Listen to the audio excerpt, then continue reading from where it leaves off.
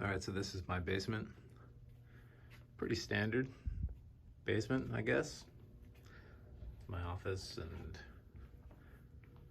our little game room, arcade machines, all that kind of stuff. But back here, behind the curtain, I have created myself a blast from the past. Got my own little old school skate shop down here. This is not really supposed to be, a legitimate collection. A lot of people would look at this, and it's mostly reissues. There's some OG stuff, but for me, this is really more about aesthetic than it is anything else. It's the that feeling of, I had when I first went into a skate shop as a kid. Kind of trying to recreate that feeling of wonderment and all the colors and the graphics. And thankfully, now you can get reissues and they're not incredibly expensive. This collection, if this were all, OGs, would be extremely expensive. And this, not to say it didn't cost me anything, but it wasn't crazy.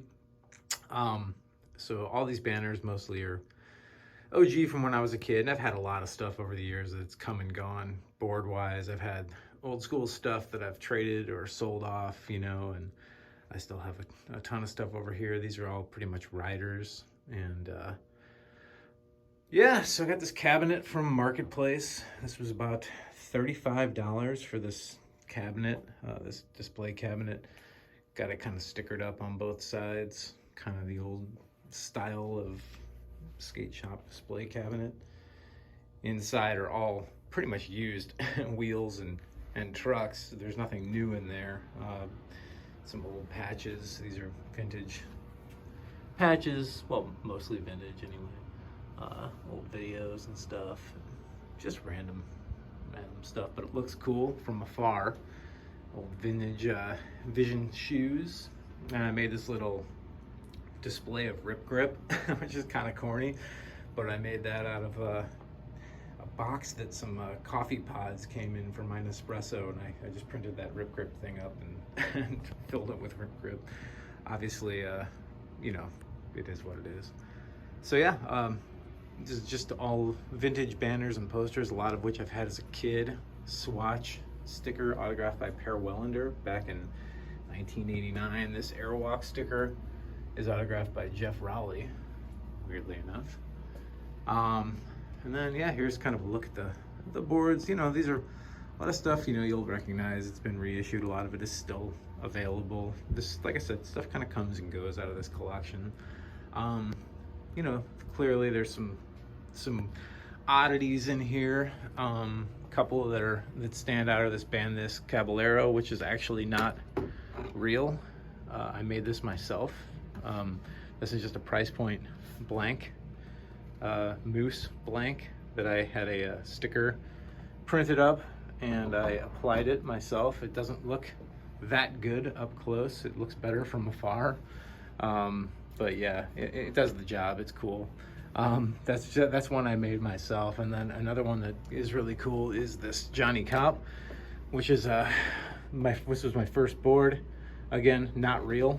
My friend Matt made this for me. He has a little custom skate shop or skate brand that he does one-offs and stuff like that. So he printed that up for me, which is really cool of him. Here's a reissue Mark Gonzalez, but got some stickers on there covering up the original.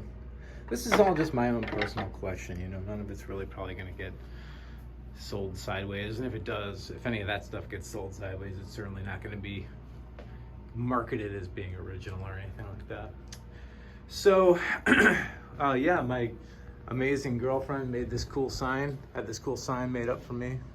I call this room the Shred Shed. I don't really know why, but it just kind of works. Over here, these are all riders, mostly stuff I've put together, stuff I've had set up over the years and stuff like that. I've got a freestyle board, Veriflex Voodoo. That was my first, my first board as a kid. And yeah, so I also do this, I'm the co-host of this podcast called the Bones Brigade Audio Show. And this is where I do the podcast from. Pretty cool, pretty fancy setup. Folding table with a cheap laptop and some mics. And then, so that's where all that happens. Over here, we've got this little music nook, which is really, really nice. It's totally, this is all soundproofed by street and ground. Like, so I could be playing at 3 o'clock in the morning and nobody would hear it. This is the, you know, the best thing if you're a drummer. And I got some guitars and basses and stuff over here, but I primarily just play drums and, you know, make noise. And then over here, there's a little bike shop component to my basement, which is pretty cool. I'm a flatland rider as well. Been doing skateboarding and bike riding simultaneously for most of my life. So this is a pretty heavy duty collection. A lot of the Haro lineage bikes over here. Couple of OGs, 87 invert and a 88.5 sport. And then these are all lineage models that came out within the last few years. The chrome Groundmaster on the end is the one I ride most. There's a sticker sheet of a Haro circuit board, and I'm gonna find a pig blank and stick that on there once I find one. And yeah, that's the little BMX wall of my little downstairs action sports retail location. So yeah, I hope you like it. This is really fun. It's cool for me to come down here and just kind of hang out, set up, you know, set some stuff up, do the podcast, and just, you know, kind of go back in time a little bit. Remember what it was like walking into a skate shop for the first time in 1987, 88, and get a little bit of that vibe back. So hope you guys like it, and tune into the Bones Brigade Audio Show. It's cool, it's a good time, good show, lots of cool guests and fun stuff. So boom, see ya.